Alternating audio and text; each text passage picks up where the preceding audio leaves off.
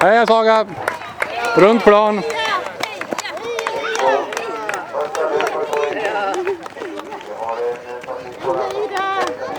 Hej Ida!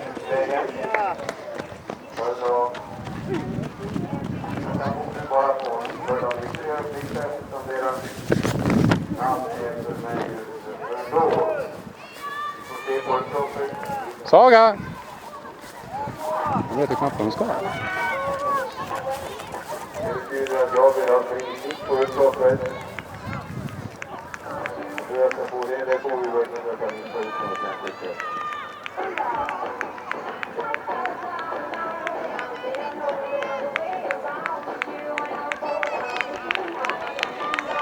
Rödlöpare på väg in.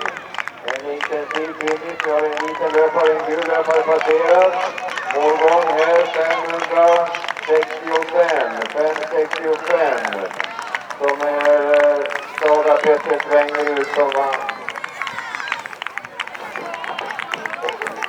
564, Ida Hammar får mål, 550 följer det med